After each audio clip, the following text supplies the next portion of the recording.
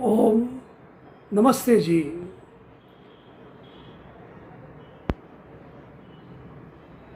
मृत्यु के पश्चात आत्मा की गति। ओम वायुर्नीलामृतम मथेन्दम भस्मांत शरीरम। ओम कृतो स्मर क्लीबे स्मर कृतम स्मर। यह यजुर्वेद के 40वें अध्याय का 15वां मंत्र है। मंत्र का भावार्थ: शरीर नश्वर है, आत्मा अमर है।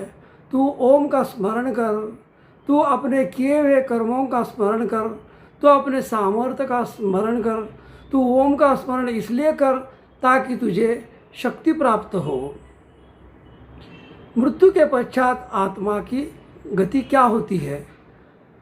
शरीर की प्राप्ति होना, आत्मा को शरीर की प्राप्ति होना जीवन है और आत्मा को शरीर से बिछड़ना मृत्यु है।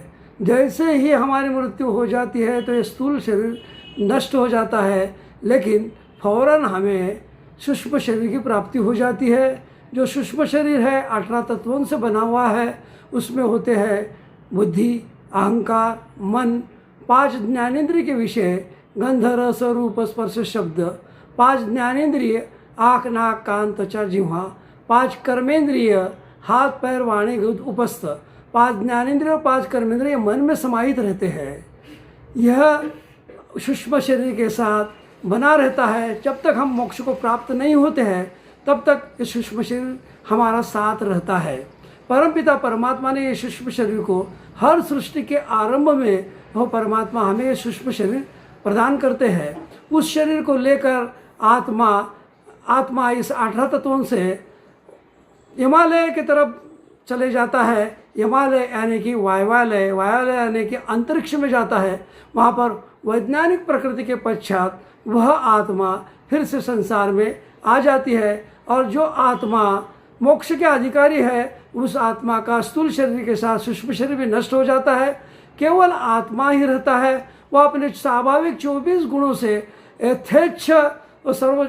यथेच्छ सब स्थानों पर विराजमान हो सकता है। बिना रोक टोक के लोक लोकांतरों को भ्रमण कर सकता है। वह आत्मा सब तरफ घूम सकता है और सृष्टि क्रम को वह आत्मा 36,000 बार देख सकता है। और जितना ज्ञान ज़्यादा होता है उस आत्मा को उतना ही उसे आनंद और भी आने लगता है। यानी कि हम आत्मा के साथ शरीर है इस समय में, लेकिन जब हम केवल आत्मा में रहते हैं तब हम पहले भी थे, आज भी है, आगे भी रहेंगे। यानी कि हमारी आत्मा शरीर के मारे जाने के पश्चात भी मारे जाने वाली नहीं है। आत्मा जब वायुवालय में जाती है वहाँ से वो फिर आत्मा अपने 18 सूक्ष्म तत्वों के सूक्ष्म शरीर को लेकर वो पिता के पास आ जाती है। पिता के पास आने के लिए उसके पास मार्ग है, अन्न, जल, वायु और त्वचा के छेद, औषधियाँ और जो 9 द्वार गीता में बताए गए हैं उन मार्गों से वह आत्मा हमारे शरीर के अंदर प्रवेश करती है, पिता के शरीर के अंदर प्रवेश करती है। अन्न से लेकर वीर से आकर वह आत्मा माता के गर्भ में प्रवेश कर जाती है और वहाँ पर वो जैसे जैसे बड़ा होकर वो या बड़ी होकर वो बाहर आ जाती है और शरीर धारण करती है, वैसा वैसा उसे ज्ञान की प्राप्ति हो जाती है। और इस शरीर से हम 2 काम कर सकते हैं, धर्मानुसार इसका भोग करना होता है और दूसरा ईश्वर की प्राप्ति करनी होती है। धर्मानुसार भोग करने के लिए हमारे पास ज्ञान होना जरूरी है। वेदों के ज्ञान के बिना हम धर्मानुसार भोग नहीं कर सकते।